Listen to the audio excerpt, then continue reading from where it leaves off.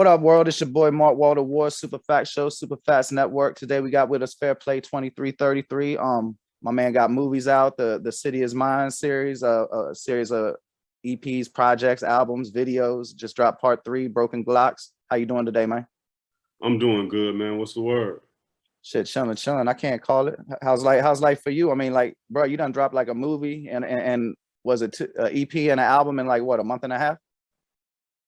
Probably within like 3 months, something like that. The movie and the mixtape, they like a month apart. No Time to Play Fair 3, Broken Glocks, and then No Time to Play Fair the movie. So yeah, that's it. Got you. I watched the movie like about like I guess like 2.5 times really, because I was taking notes on it. I'm curious what goes into that, because like you call it a hood movie, right? But I mean, Yeah. like clearly, like you had high grade cameras, good editing. Yeah. Shout out to my boy Jay Think Ill for that, man. So he co-directed with me and he do the editing. And basically I just, call what the final cut will be, what stay, what don't. But we basically just I'm gonna just start. This is how it started. So I wanted to start shooting an episode, and then I just called Jay up, like, hey bro, I'm coming back into town. I want to do an episode. Let me know what's up. So then he was like, man, I ain't never shot no episode before, but we could try it. Fuck it. What's the worst that can happen? So we did episode 1, and it was probably like 5 people, just people I knew close that I knew I could just get to do it on the whim or whatever. So they was like, yeah, we gonna do it. And then when I did the first episode and I put it out, it was like, all right, 200 views, then 400 views, then 500, then 1,000. I think it capped out at like 2,000 maybe or something like that. But the way I look at it, is something that had no marketing behind it, something that was new, something that was never spoke on before, never done. Like that was my first time ever doing a series or a movie named No Time to Play Fair. Now I got 2 mixtapes before that called No Time to Play Fair, but they don't correlate to each other. So once I saw that was working, I'm just like, yeah, that's it right there. I'm like, it's gonna work. So I just continue to do it from there. I mean, like I know it's like way more. If I was looking at some of the episodes, it was hard to find some of them, but like if you add it up, I know it's way more than 2,000 views in total. All of them. I mean, the movie's like what, at least over 25. And if you think about it, like if you have movie theaters and that was an audience, that'd be vicious. Like if you have 4 showings and filled a movie theater 500 times, that's considered a successful independent film. Well, for the film right now, the film at 75,000 for the full movie. Right. So I mean, like again, imagine that in a movie theater though. Oh yeah. That's big, especially independent. No marketing or nothing, just all word of mouth and internet. First time you did it too? Yeah, first time ever. Is that how you got into music? Because like like I don't know you like that, and I ain't trying to get in your business, but I kind of got the impression from listening to you that you might have tried your hand at a few things before you got into music like that. Oh, well, I mean, I did a couple of things, but for the most, I got into music based off of I was kind of doing like it was kind of like interview stuff, and I ain't never spoke on this before because nobody never really asked me. Now, when I was younger, I used to just write all the time when I was younger, but eventually it kind of just shifted over to just like bullshitting or whatever with like writing music and stuff. But then I ended up with Lennon from Project Mayhem. One night he had a show at, I think, Mahoney's, and he told me to come through. So I was doing something in the city called basically Fire Squad TV. So I was just just interviewing artists I know, you know what I'm saying? Just trying to find a niche of something that I kind of wanted to do at the time. Wow. So literally it wasn't no editing or nothing to it. I would just take the interview, chop out the beginning, chop out the end, and just put it up. Like if you look on the internet, shit, that's all I'm doing right now, bro. With a little intro at the beginning of it, because I figure they coming for the conversation. They ain't coming for no how my shit look at the beginning. Like you ever watch some shit because of the little cartoon at the beginning or whatever? Like you watch the shit because you want to hear what the people gotta say. Right, exactly. So from that night, I had seen. I think matter of fact, so that night Residue Reed. He had ended up performing that night. So I like his music. Like I always say, Residue Reed was like Chicago Jeezy. Like he can rap, he lyrics, he had the image, all of that. You know what I'm saying? So I'm like, man, who is that? I want to interview him. Excuse me. So once I actually interviewed him, I started just hanging around him a little more, like doing behind the scenes stuff, kind of. And then from there, he kind of found out, like, oh, you from over there by the Saints, St. Stephen's, Weston, and Jackson. You know what I'm saying? Because I grew up out west. So he like, oh, I know some people who be around that area. And then he's like, oh, so you grew up over there all your life? I'm like, well, I originally came from 13th Street. And then he was like, hey, I think you might know my man's PG. He from 13th Street. I'm like, yeah, that's big bro, that type of shit. So then we started getting real cool behind that. And then I ended up starting to get into the music, you feel me? So from there, I just started doing music and then just kept going with it, you know what I'm saying?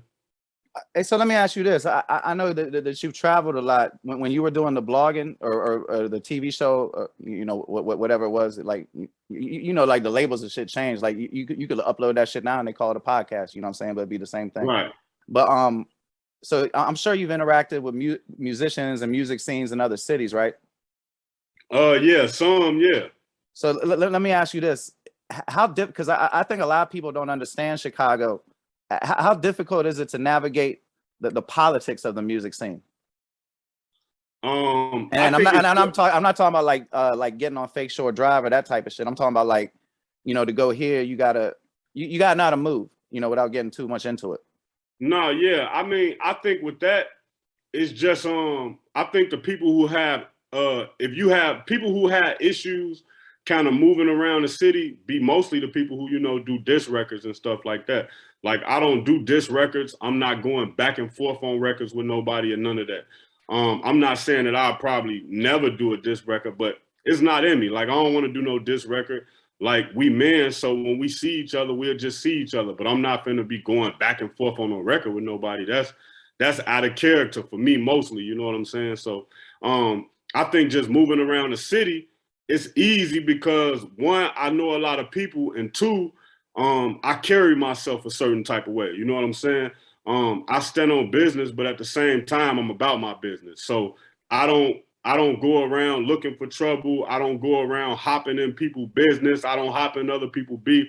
I stay to me and my people and what's going on. And especially now where I'm at in my life, my main goal is just to try to elevate. So what I would say I'm doing as far as like with the music, but also definitely with the No Time to Play Fair, is I'm bringing the city together again because, you know, I got people from over East in there. I got people who never acted before. I got people who did small roles, big roles.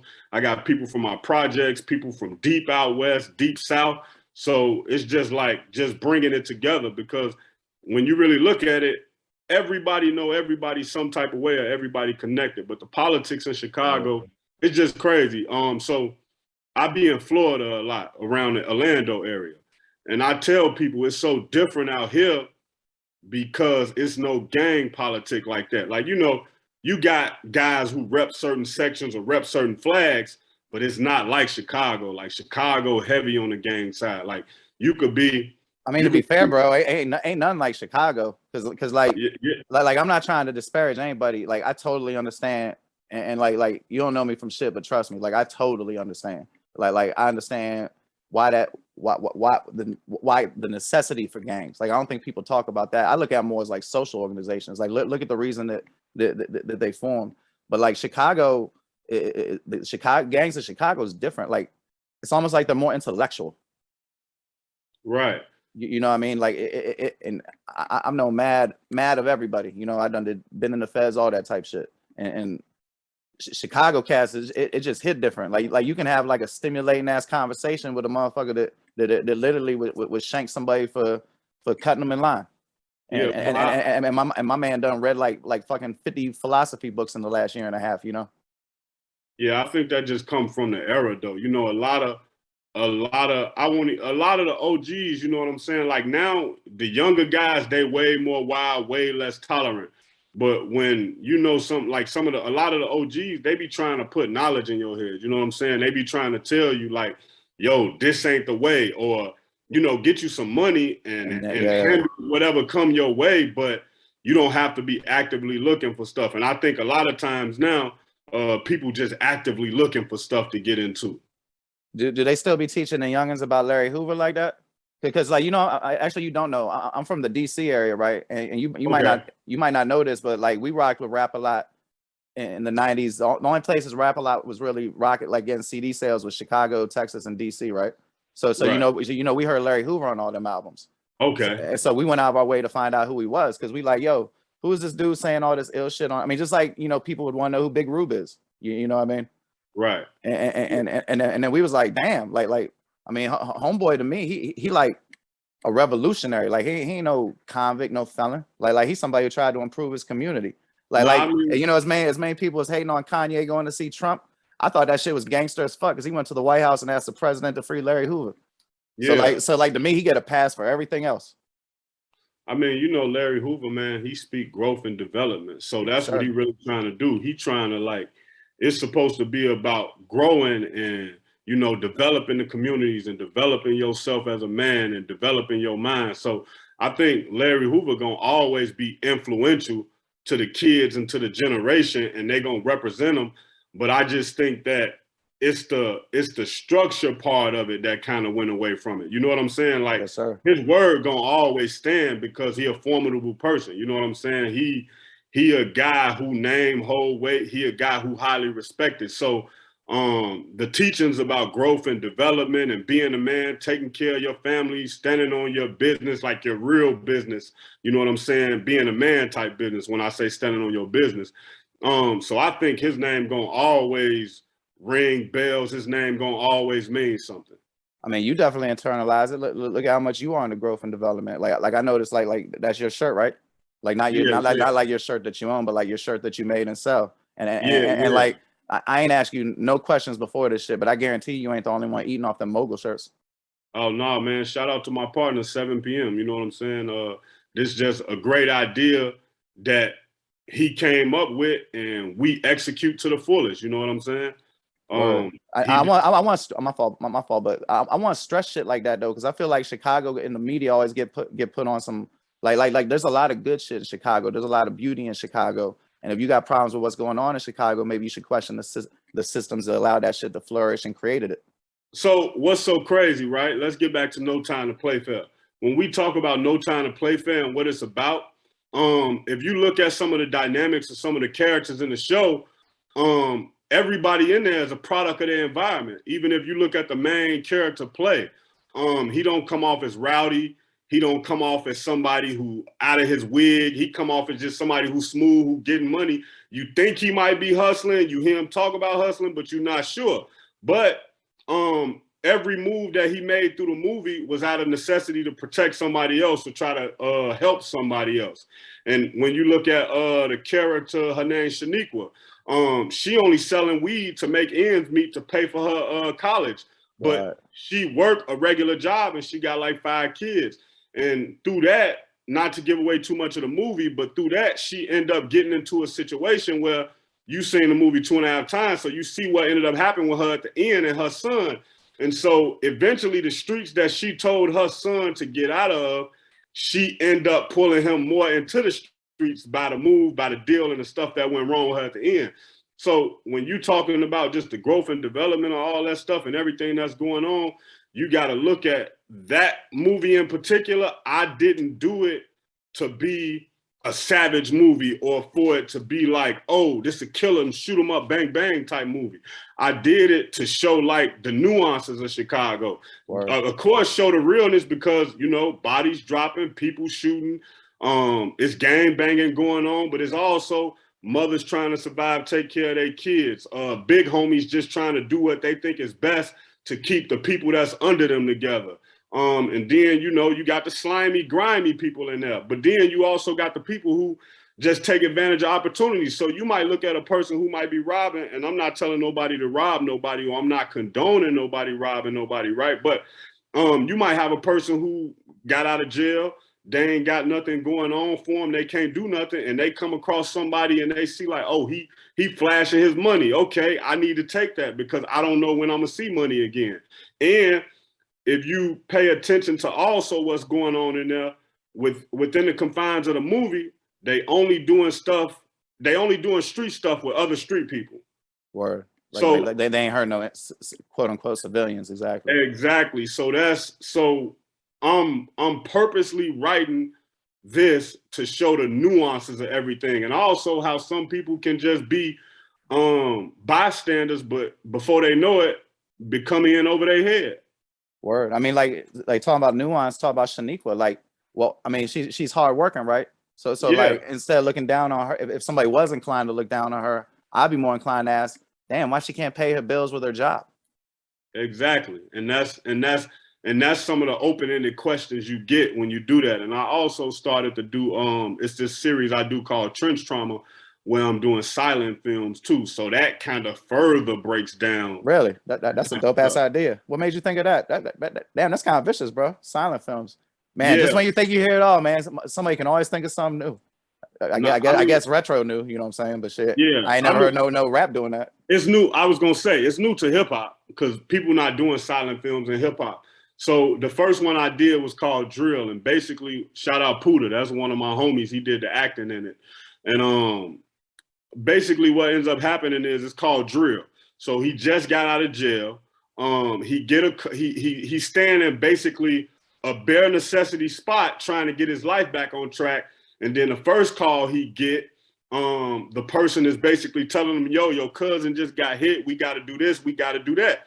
He hang up from that call and he get another call. Yo, we need you at the construction site. You're going to get time and a half, et cetera, et cetera. Mm-hmm. So he going back, mulling over both of these thoughts, you feel me? And then it just end with him not making a decision. So now is once again, it's showing you the nuance of the situation of like, yo, this guy just got out of jail and he trying to stay on his feet, but also at the other time, he know the life that he come from and what's expected of him by his homies and by himself. So what do he end up doing? Do he go to pull a drill with the pistol, or do he go pull a drill and put that work in at the construction site and continue to try to rebuild his life? And so not only do you think about that for him, that's something that put thoughts inside of your head when you're watching it. You got to decide, damn, what'd he do? Man, I would have went and did this. Man, forget that. I just got out of jail. I'm trying to I would have went to the job, bro. I ain't on none of, you know what I'm saying? So and the shit, you might go to the job and still have problems.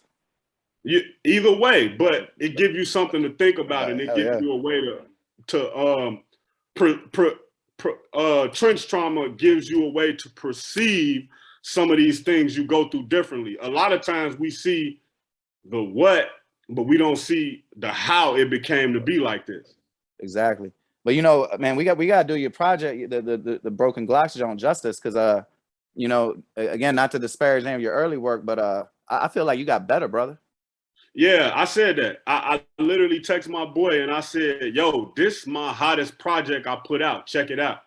And so really, I think what that come from, right? And I'm gonna be 100% honest. And I like to be 100% honest. So if you hear some of my earlier stuff, it was more like super gun boss, super street, this, that. And that's just a product of your environment. You are what you come from, you what you be around, you what you do, you what you witness. You know what I'm saying? Word. But what ended up happening is like 3 of my homies, and they say, you know how they say death come in threes? Like signs from God come in threes, or good news come in threes too.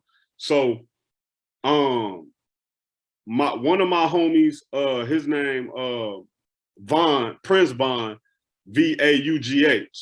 And then my homie Abstract Mind, and then my homie T to God. So they all rap, but they all just cool friends of me, like street but intellect at the same time, right? And they came to me on 3 different occasions, and they was like, hey, bro, I like your music and you writing and you got bars, but they was like, when I talk to you, I sense that you got way more sense than some of the music that I hear from you. He was like, don't get me wrong, the music got a message, but I feel like you can give more of the message to the people. So that kind of helped me be more comfortable. Because, you know, when you come from a certain environment like you, right? You've been in the feds. When you were in the feds, when you first got there, you probably felt like, yo, I got to live up to, I heard what they doing here. Nigga, try me. It's going to be any, you know what I'm saying? But once you get into your bid and you get cool with it, you start being like, man, you ain't got to be tough as they say you do, man. I can just be me, stand on my ground, be a man, but I ain't gotta be what I think they expect me to be. I can be myself, and that's gonna help me evolve and grow and be much better at what I do. So I think on this project, you hear me talking about my daughter, you hear me talking about the streets, you hear me talking about all this stuff, but it really was me just speaking on what I go through, what I see, what I really feel. So I think that's why this project feel better than any of the other ones. Word. Hey, who produced Do You? So that's a freestyle. That's a freestyle off of that Miguel Do You. See, Yeah. I probably I ain't the hippest to Miguel. Like no shots to him, bro. But like I look at shit like with Spotify and shit. You got access to everything, right? So Yeah. so like I basically only want to listen to greatness. Right. Like why even listen to above average? Like why even listen to All Star? You know what I'm saying? I'm trying to listen to Superstar. I'm trying to see like Steph Curry, Luka Doncic type shit. You know what I mean? Right. Oh well, before we get to basketball, why 23-33? Is that a Jordan Pippen reference or something else? Well, it's kind of a tundra on a lot of things, but my building number from St. Stephen, St. Town, Weston and Jackson, my building number was 2333. So I kind of, Fairplay, when I was thinking about using my name, Fairplay is my childhood name that my grandma gave. But, Fairplay is like in soccer, it's a grocery store. So when you search it, it was a lot of stuff coming up. So I was like, what else could I put on it? And then like 2333 was just kind of a way to pay homage to, where I basically grew up at, because I started hanging around there when I was a little bit older. Maybe about like 10 when I first started going around there, hanging out around there. So for me, it's kind of like just paying homage to that and like never forgetting where you come from type stuff. Now that's smart, you know what I'm saying? Because Free Tree, but I remember when Tree first came out, he had to change the MC Tree G because it was hard as shit to find him on the internet. Right. Yeah. So that's been part of my journey of finding that.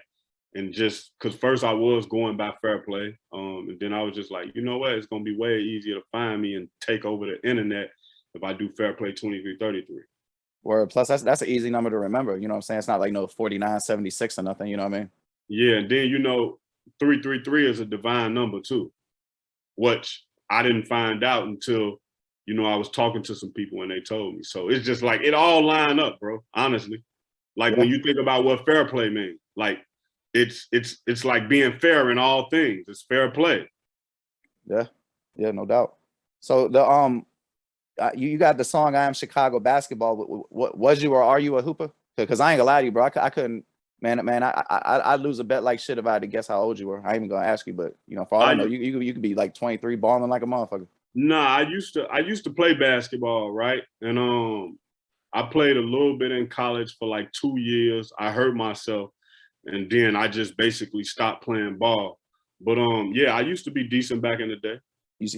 You watch a lot of basketball? I noticed you make a lot of references in your music to like players and shit. I don't watch a lot of basketball. I think I just came up in that era where basketball, basketball was like key when I was coming up. You know what I'm saying? We used to go to the Cabrini Greens, play basketball. We used to go to Byler Middle School, we used to go outside. So like, you ever ball with my man from Hoop Dreams?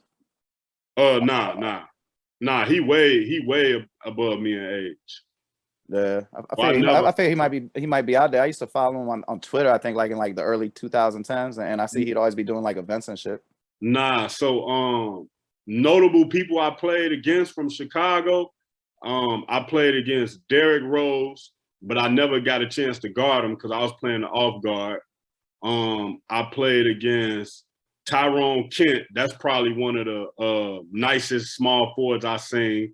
I played against Otheus Jeffers. He played in the NBA for a little while, and I played with him when I was supposed to go to high school, but they didn't let me in because of address. But he probably one of the best players I ever seen in my life play basketball in high school. And I played against Patrick Beverly one time, and that's one of the best defenders I ever seen in my life. Word, man. There's this ill-ass documentary on Patrick Beverly, like before he even made it to the NBA, that showed him like playing in Russia and all that shit. You seen that shit? It's on Amazon, or it used to be on Amazon Prime. I don't know about now. Yeah, I've seen it. I seen it went through for him in high school too. Yeah, I fucks with Patrick Beverly, man. Man, Chicago cats, man. Y'all got a hell of a well, I don't know what the word like resilience, I guess would be the right word. That's because we come from the gutter, man. Like it's you have to. one thing about Chicago is you have to grow up fast. So when you see a lot of these kids that be outside and you be like, yo, why is that 10-year-old or 11 or 12-year-old outside by themselves? It's the circumstances of the neighborhood. Sometimes it's the circumstances of the household. Sometimes it's a combination of both. But you got to grow up fast to survive. So when you go through in life, you only learn to be resilient from going through bad things and going through trauma. You know what I'm saying? Those are your tests. So every time you get a test, you beat it, you start thinking that other things are more simple in life. So you go through another thing and you be like, oh man, that was music gonna be easy. I made it through that. Movies gonna be easy. I made it through that. So that's where the resiliency come from. Like every hood in Chicago different, but it damn near got the same story if you look close. Word, shit, no bullshit. Let me ask you this though, like on top of that about the being resilient and things you've gone through, like when you was doing the media shit, I mean, I ain't gonna put no words in your mouth, but me personally, I saw many people doing many things, right? And I was like, man, if that dumb motherfucker can do that shit, I know I can. Well, I think with me, so I've always been different, right? Because I come from the streets, but I had a okay house life from my grandmother. She raised me like on some church type stuff. But then when you go out to the streets is the streets. My uncles, they heavy in the streets. They doing what they doing. My friends, you know what I'm saying? So it's just like all of that stuff, just kind of like what it is. So when you in the hood, bro, you not looking for a specific way out. You looking for any way out. Yep. So when you start doing something, it's not so much that I'm looking at it and saying like, oh, if he can do it, I can do it. It's just like, damn, if I could do this, this could probably be my way out. And then so basically with me, I've never really stopped doing none of the creative things I was doing. It's just like I started trying to refine them or switch them a little bit. So like you doing interviews, okay, the interviews kind of slowing down, all right, but you like music. Okay, you can go do music and you can learn from Residue Reed and you can do music with them and you can do music with your boy 7 p.m. and you can continue to learn from them because they older guys and they know the streets, they know the music, they gonna give you the game, you're gonna learn firsthand, and that's gonna help you be more advanced. Now you see how they move and now you can start your own movement and now you know how to do it correctly because you done seen some of the mistakes. Okay, now I can start trying to put the podcast together. Oh, the podcast working. Damn, I bet I could interview people. Now you interviewing. Man, I'm writing songs, and these songs is just me telling different stories from the hood, from first perspective, second perspective, and third perspective. I definitely could do a TV show. Damn, the TV show working? Fuck it, let's do the movie. So that's how it's just a soul progression of things. Shit, I mean, as it should be. Like I feel like I mean, I love how like it seems like people be having like you remember when Cordell Stewart, they was like calling him Slash because he had like slash quarterback, slash wide receiver, right, slash kick returner. And you know, it used to be like you be a rapper, you don't do nothing else. You do this, you don't do nothing else. I love how like you know everything ain't all good about I guess the evolution of society, but that part of it definitely is. You know, some shit about the internet's fucked up, but you know, other things is great because it allows people that never would have had access to become creators. Exactly. Yeah. It allow you to build. And you know, one of the things I ended up doing, and I fill you in on it off air, but I started noticing early and often that nobody gonna help you, bro. You have to create what you want and start to build from there. And as you start catching traction and you start doing different things, then you'll start running into people who will help you. You know what I'm saying? And they'll be able to say, okay, he got something going on, so it makes sense to help him because I want my platform to look like it's growing in the right direction. But I don't want to put nobody on who just started, who don't know what they're trying to do, who barely got any music out, who barely got any things going. I want to bring somebody on to interview who really got some shit going on where it can look good for them to be on my platform, like I'm interviewing with you, but it also looked good for me because I found this guy that ain't nobody else really talking about, but he really making noise. Word. I mean, shit. I mean, the model of abundance. You know what I'm saying? And speaking of which, my bad for cutting you off earlier. And for those that's listening to the audio pod, Fairplay wearing this Mogul shirt, which is his clothing brand. So can you tell me about that and where to get it and all that good stuff? Because my fault, but they can't see it. Like that shit is fire. I would definitely rock every Mogul Joan I've seen it. And wasn't one of those jackets in your video a Mogul jacket? Yeah, that's really all I wear is Mogul Life.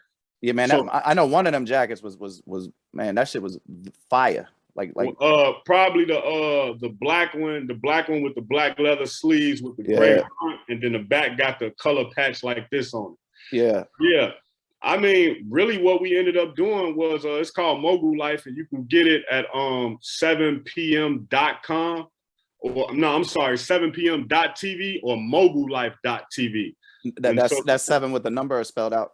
7 with the number. You're right. Appreciate it. Yes, so 7 with the number pm.tv and then mogullife.tv. So MOGULLIFE.tv. Yeah, so I mean you can find it there. How them I know them jackets be moving like shit in Chicago. Like you talk about you being in Florida. I live like halfway between Tampa and Orlando. So but I'm from DC and bro, like if I had one of them jackets, I'd go find somewhere cold. Yeah, them jackets go crazy, man. And then even with the like, you know how people get the goose downs. Yeah. So what we ended up figuring out how to do is like we get the jackets directly, and the manufacturer we go through, basically we can tell them, yo, we want this many feathers in there. So we can literally look at another jacket and say, okay, they probably got like a half an inch worth of feathers in there. We want an inch worth of feathers in ours to make it warmer and, drop the price a little bit under what they plan. And then we corner the market. So a lot of people buy winter coats from us. They buy spring jackets. The shirts go crazy. And I ain't gonna lie, man, this idea 7 came up with specifically by himself. And when I seen it, I was just like, hey, bro, I need to get a bunch of them. And so I try to wear all Mogul Life when I do that, just the shirts, unless I'm wearing a jersey, and I be wearing like Mogul Life jerseys too. So that's what's up, man. I think I'm gonna cop one tomorrow. Yeah, appreciate it. Oh shit, I be trying to support shit. I just caught me a free tree shirt. Everybody should get one of them. But I make sure, man. Great guy. Yeah, he is. Outside of the music. Let me ask you a question. Do you remember when Tree did this CD, Tree featuring the city? Yeah, most definitely. So I was on the very last track. Were you? I'm gonna have to revisit that. Yeah, it was called let's talk 100 years. For a little liquor. Nigga got 100 years. So what? That's the name of it. So what? Oh yeah, I know. Shit, I'm gonna have to go back. I wasn't aware. Shit. So I opened that track. That was me on the opening verse. Yeah, see, like I vaguely remember it. I ain't as hip to Tree in the City as some of the other Jones. Like I really fuck with the what was the first Soul Trap, the first one? Yeah. No. Sunday School. The first Sunday School. Sunday School. Soul Trap was the next one. Yes. Yeah, I'm drinking dank that he's shouting out on that shit. When he be like Fader, Fake Shore Drive, drinking dank. Oh, you know what? I remember your site because what's that guy? Tone Skeet and all them. Yeah, but Doe from the Go used to be talking about your site too. Okay, like, yeah, he shouted you out before. Shit, that's what's up. I'm supposed to do a show with him, and I bet he don't even know. He don't even know that I was drinking dank. I stopped doing that shit, bro, because I had partners that was getting too often getting opioid addictions and shit. I felt bad about that shit. Oh shit, that's fucked up. What you think about that type of shit? Because I noticed in Chicago and DC, them little youngins is fucking with them pills, hard body, like Xanax and shit like that. And when I was coming up, people wouldn't do that shit. And like sometimes I feel some kind of way about glorifying addictive shit. But then I also, respect someone's right to tell their story. Yeah, I feel like everything is addictive though, man. When you look at it. Word, hell yeah. There's some people addicted to women. There's some people addicted to money. Some people addicted to hustling. Some people just addicted to being lazy, food. So when I look at that, man, it's kind of like what we was talking about again earlier, man. Some of these kids take it recreational to have fun, but some of them, they take it at first to have fun, but then they start noticing once they're using it, man, I don't feel none of that pain. I don't think about my homie that just left me. I don't think about whatever just may happen in the house where I just got kicked out or whatever. So I think it's nuances to all of it. You know what I'm saying? But no doubt. My little bros, you know what I'm saying? I be telling them, I don't care about like trying to look cool. You know what I'm saying? I think the problem with a lot of niggas is a lot of niggas be scared to speak what's real or say what they should say because they be worried about what people gonna think about them. I tell my little bros like, yo, man, y'all leave that shit alone. Y'all shouldn't be using that. Or like after you tell them so many times and you see they ain't listening, you just tell them, hey, man, just be careful when you do it. You know what I'm saying? Don't be overdoing it. But I'm the type of person, if I see a person doing too much of something, I text them. Or if I see one of the little bro and them put something crazy on the internet, I text them or I hop in their DM, never in public. You know what I'm saying? Because people, when you address people with certain things in public, they never gonna take it serious. They either gonna joke it off or they gonna, oh, you don't know what's going on. And then the spectators make it worse than what it is. So, you know, let's see, bro. I be worried that they don't be knowing about the addict. Like when I was coming up, you know, I came up in crack and shit, right? And like we all knew that crack would fuck you up. But like I feel like a lot of these youngins, they got or not youngins now, but like everybody that got addicted to the lean and shit. And they didn't. I felt like they didn't know that they was gonna get addicted to it. They didn't realize that shit. And it's the same thing with Xanax. They say Xanax is worse to kick than heroin. You know what I mean? And like I feel like I just wish they knew. Like I'm afraid that a lot of youngins might do that shit for legitimate reasons, like you say. But maybe they wouldn't have made that choice if they knew that you know, if you overdo it, that should become hella fucking addictive. You know, alcohol and benzos, which Xanax comes from the benzo family. Those are the only two. Those are the only two drugs that withdrawal can kill you. Right. I mean, honestly, man, when they get to a certain age, it's just about letting them make their own decisions. I mean, you can only give a person so much. You know, they got the saying, lead a horse to water, but can't make them. Yeah, what word? Like, yeah, I ain't talking about like trying to smack it out their hand, but like I'm saying, like we knew that crack was too addictive. Like I just feel like sometimes they don't know. Like Future and shit talking about he put pills in the song, but he don't do pills. That shit just sound good. So like if you like 10 or 11 hearing that shit, I mean, like you couldn't go. Well, I mean, I guess you could. In my neighborhood, you could go. You might be able to go in the next room and get some crack, but it's way easier to go in the next room and find some Xanax in a lot of houses. You feel me? Yeah, but I think now people are way more aware of what pills do. Right. I mean, that's why we're trying to talk about it. You know what I'm saying? Because like conversations like this, what's going to change it? Yeah, I think if it was like 2015 or 12, somewhere up in there, people would know the effects of what they was doing. But now we know the effects. We seeing the effects. We done seen people die from liver failure. We done seen people turning to damn near crackheads off pills and shit. So I feel like now people understand the ramifications of it, but a lot of people just trying to escape life when you really be honest about it. Oh yeah, if they understand the ramifications, you know, adults gonna do what adults gonna do. Like I ain't trying to police nobody or smack shit out of their hand. Like I said, like just you know, be properly informed. Yeah, and then let's not even get into that fentanyl shit if you buying shit off the street. Yeah, that's the killer right there, man. When the fentanyl hits you out of here.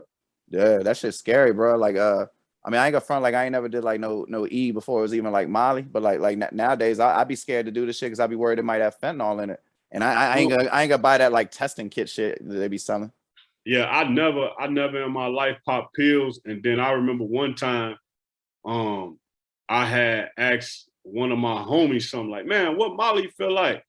And he was like, man, I never do that shit. He was like, to be honest, Molly is just like meth in a pill form. He was like, that shit that addictive, and depending on et cetera, that's basically, you know, the people, you know how to peel press and stuff like, you know what I'm saying? Yeah. It was like the people who doing this shit, they do it for it to be addictive. You know what I'm saying? I mean, why would they not? You know what I'm saying? Exactly. So it's just like this stuff ain't just coming from just no one person in the hood or just one person out in the suburb. That shit coming from overseas. That shit coming from what Master P said. Master P said it best. I don't own no plane. I don't own no boat. I ain't never shipped no dope from coast to motherfucking coast. You know what song that was on? I don't know. It's on the Bout It album or the Ice Cream Man album. Okay, I ain't never heard that one. Oh shit! I send you the link. But before we get out of here though, I'm glad I thought of that. You know, one thing listening to your music, I noticed, And a lot of times, these questions be generic and boring. But I'm interested. It seems like you got a wide range of hip hop influences. Like you listen to a lot of different type shit. Yeah, I think I do. I think I listen to a lot of stuff, but I think more so than hip hop influences, I think it's life influences because I heard that. I've seen so much. I've been a part of so much, like seen so much in the streets, but I also seen so much in just like what would be considered regular or real life. You know what I'm saying? Like, I think another one of the most influential things that happened in my life within like the last maybe 5 years, besides listening to 50 Cent book, you know, Hustle Harder, Hustle Smarter, I was able to go see the stage play Hamilton. So, you know, I saw that, and that literally changed my life from the standpoint of like, you know, Hamilton, he was poor, he was an immigrant, he came to the States with basically no education. He was like self-taught before he ended up going to college or whatever. But basically, he used writing as a way to get out the slums. And that resonated with me so much as soon as I heard it. I was like, yo, that's crazy. So it was like I was seeing like a lot of parallels between me and him, even though we was from different walks of life. I can dig that. I can definitely dig that.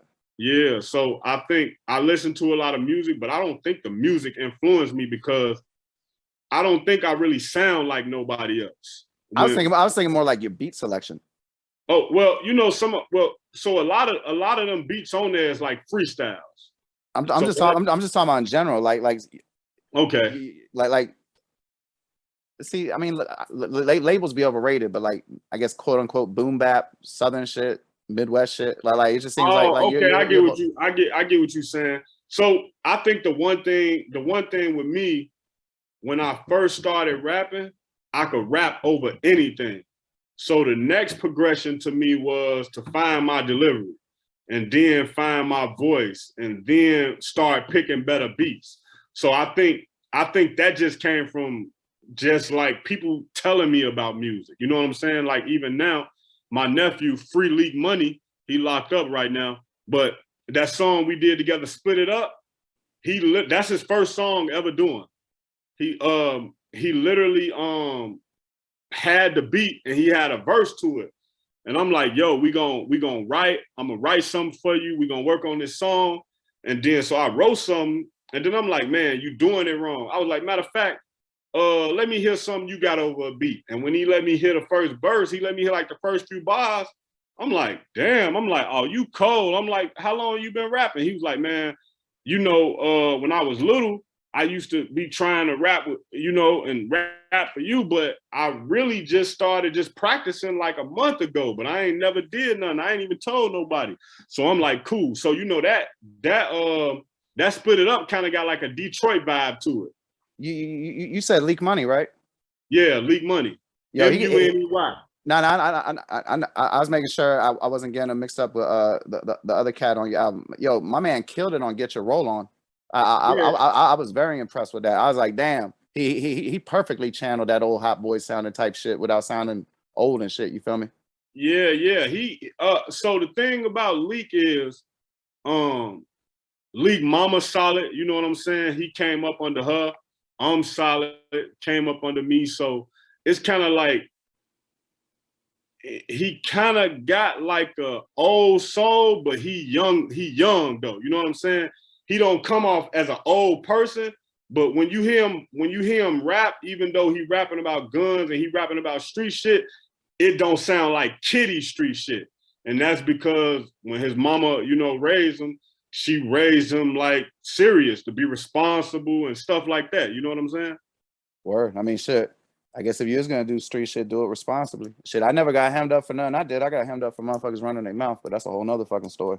But shit, free Leek Muney. Free Leek Muney. Yeah, man, free him. You know, he'll be back, man. It ain't soon, long, without getting too much into it.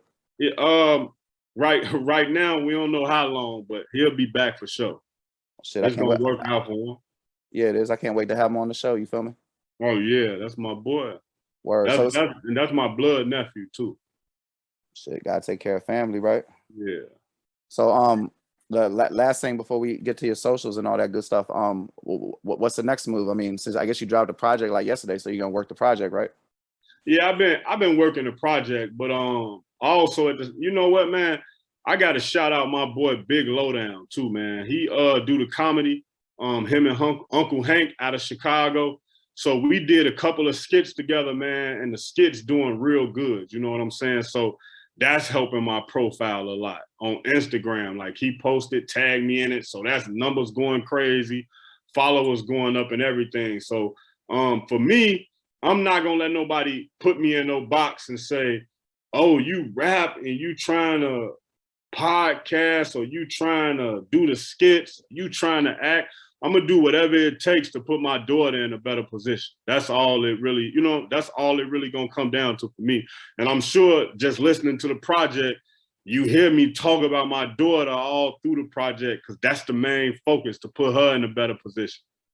Word. I mean, shit. To be real with you, bro. I want to do a show talking about that one day. What men go through, like good fathers trying to be with their kids. But oh yeah, definitely, I'm down for that. Yeah, but I want to introduce all the music and everything because like I got a feeling this is gonna be the first of many. Like. Oh man, I'm down for it. I rocks with people that's doing it like how you do it, as opposed to being greedy with it. You know what I'm saying? Like it's room for everybody if everybody puts everybody on, as opposed to trying to keep everything to themselves. Yeah, that's what it's really about, man. So jump back to No Time to Play Fair, man. Everybody in that acting is somebody, they either some of my guys from the projects or they just people I've been knowing when I was younger, went to high school with. You know what I'm saying? People I done knew since I was like 8 years old. So for me, it's never been about like, oh, how much can I get or how much can I have? Like, you can only have so much money. You know what I'm saying? It's so crazy. I was just talking to my daughter about this. And I was I forgot exactly what the conversation was about, but I was telling her, I'm like, imagine if you got 50 cars. How many of those cars can you drive, Leah? And she was like, one. I was like, so really the cars don't matter. I'm like, you don't need 50 cars. People have 50 cars because they want them. But I'm like, at the end of the day, having 50 cars is like pointless. Don't get me wrong. If you got the money and you got the bread, you can spend it how you want, but you can only drive one of those cars at a time. So when I talk to her a lot, I just be trying to put her mind in perspective because she only 10 right now. You know what I'm saying? Honor roll student, great student, but I tell her all the time, she her daddy's daughter. So, sometimes some of the things that you be into, you might see your daddy and you might like see his watch or you might see him shopping or something like that. And you might just be like, oh, that's what I want to do. But I always have to put it into perspective with her. Like, I don't really care about none of this stuff. Like the things I do is like, like if I didn't do this, I wouldn't buy a lot of clothes, but I buy a lot of clothes because I'm gonna have to do interviews. I'm gonna have to be in different scenes. I'm gonna have to do music videos. I got to go out places. So I kind of just want the substance in her. You know what I'm saying? That's really what it come down to me. And speaking of her, man, I did a mixtape for maybe like 2 years ago for her birthday called Dear Leah. So that's cold too. You can check that out. That's I know that's on your SoundCloud. Is that on Spotify too? Yeah, all my stuff is everywhere. Fairplay 2333, Fairplay space 2333, FAIRPLAY 2333. It's everywhere. Like it's on all streaming platforms or whatever. And for me, just wanted to take it back to the old mixtape way. You know what I'm saying? I know a lot of times you can't find different stuff. It's hard to do a mixtape now in a regular sense because you can't put it everywhere. But for me, it's just like, what's the worst that could happen? You either gonna catch a buzz and blow up off of it, or you not. And if you don't, they're not looking for you nowhere. And if they're looking for you, they're gonna start writing articles about you and saying who is this and what he do. And you deal with that when that time comes. But if you never heard, you never heard. Word. I mean, like you know about Danger Mouse, right? Nah, what's to him? He got on with he did that, that Gray album shit. Nah, I'm not familiar. Oh shit, that shit blew up. He took Jay-Z vocals off the Black album and put it over the Beatles White album, I guess instrumentals or whatever. Okay. And they called it the Gray album, and the shit go hard as fuck. Like it sounded like it was made, like it sounded like he was really rapping over them shits. That's like crazy. I'm gonna check that out. and that shit got like mega fucking popular. Like I Where guess is like that? I mean this old school. This might be like 2000. This before like Gnarls Barkley and all that shit. Okay. And but I remember like Cass was selling the mixtape when you went to like you be in New York or DC, like on the East Coast and shit. And then the download links would get taken down like after an hour, so you had to catch it. And you could sell them on eBay for like 100 if you had the copy from him. I wonder if that's where Jay-Z got the idea to do the Limp Bizkit mashup album from. Might be. Yeah, Not Limp Bizkit though. Don't shit on Jay like that. That was Linkin Park. That's Linkin Park. Yeah, Linkin Park. That's a much higher caliber. I heard of Limp Bizkit before. What do you do? That was rapper, right? Well, they was like a rap rock group. But the lead singer was Fred Durst. He got signed to Cash Money for a minute. Okay, I know. Like they signed like him, Paris Hilton, and Tina Marie. I guess it was like some like reverse affirmative action shit or something. Yeah, I don't remember him being on Cash Money at all. I think he had like one song that came out. I know Paris Hilton, little Cash Money album wasn't that bad. Quiet as Kept. It got some whoever was on the label at the time was putting some verses on it, so it got some rare ass verses. If you were a rap nerd such as myself. Yeah, I don't remember her. You know about Mickey Househead? Oh yeah. I definitely know about Mickey Halstead. I met him a couple of times too. Cool dude. So you cop that Mac 10 Cash Money album. It got like three verses from him on it. Okay, nah, see, I ain't know that either. Oh yeah, he on the Baller Blocking soundtrack. He on a couple of Cash Money jumps. Yeah. I know he on a couple of records, and I heard a couple of his records. I can't remember the name of them right now, but I remember he did a song with Twista where they was on a boat. I actually met him that day. He was in that group with Kanye, the Go Getters. He was the first one to get a label deal. Like when Kanye be talking about my man got signed, he talking about Mickey Househead got signed to Cash Money. I don't know nothing about that. I ain't gonna even lie to you, bro. Yeah, they had a group called the Go Getters. I ain't even know that. I know me on game. I know GLC was in it. I'm pretty sure Rhymefest and Consequence, but maybe only one of the two.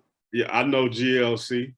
Man, bro, I'm telling you, like, for it's been so many moments of hip hop that I done been a part of, but just like not some major moments in hip hop and some small moments too. But I mean, that'll be something for another day we could talk about though. But yeah, man, like I met GLC too. It was wild when I met him. But yeah, GLC a cool dude. Yeah, shout out GLC. That's like one of the best followers on social media. He funny as a motherfucker. You talking about skits, like that's how you can. Yeah, exactly.